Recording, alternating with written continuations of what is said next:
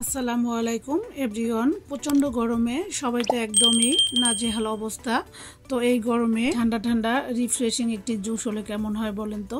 তো আজ আমি তৈরি করে দেখাবো ঠান্ডা ঠান্ডা রিফ্রেশিং এবং স্বাস্থ্যকর উপায়ে ছোট বড় সবাই যেন পছন্দ করে খায় এরকম একটি জুসের রেসিপি। আশা করি আমার আজকের এই জুসের রেসিপি আপনাদের ভালো লাগবে।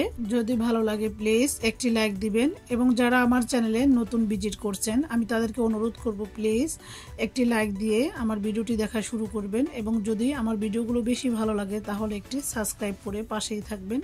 এখানে আমি একটি ব্লেন্ডার জগে আগে থেকে কেটে রাখা দুটি কলা নিয়েছি, দেখতেই পাচ্ছেন।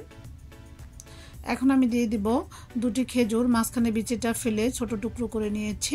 আপনারা চাইলে এই পর্যায়ে স্বাদ মতো চিনিও দিতে পারেন। এরপর আমি দিয়ে দিব আগে থেকে জাল করে ফ্রিজে ঠান্ডা করে নেওয়া দুধ। এখানে আমি 3 গ্লাস জুস তৈরি করব, তার জন্য আমি এখানে দিয়ে দিয়েছি 2.5 কাপ দুধ। এখন আমি সবকিছু খুব ভালোভাবে ব্লেন্ড করে নিব। এই তো দেখতে পাচ্ছেন আমি প্রথমে 30 সেকেন্ড ব্লেন্ড করব, এরপর থামিয়ে আবারও 30 সেকেন্ড ব্লেন্ড করব। এভাবে আমি 3-4 বারে ব্লেন্ড করে নিব। এই তো আমার জুসটা ব্লেন্ড করা হয়ে গিয়েছে। এখন আমি আপনাদেরকে দেখাচ্ছি। দেখুন একদমই আমার ব্লেন্ডার করা হয়ে গিয়েছে। এখন আমি 3টি সার্ভিং গ্লাসে সার্ভ করে নিব।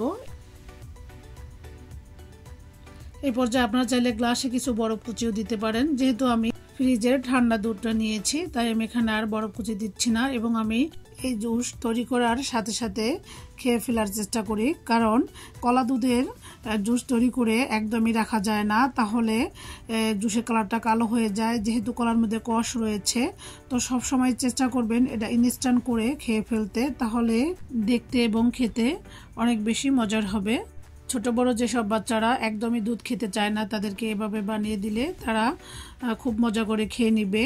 তারা বুঝতেই পারবে না এটা কলা নাকি দুধের জুস। এটা আমি আমার বাচ্চাদেরকে বানিয়ে দেই, ওরা সব সময় এটা খেতে খুব পছন্দ করে। সবার সুস্বাস্থ্য কামনা করে আজকের মতো এখানেই বিদায় নিচ্ছি। আল্লাহ হাফেজ।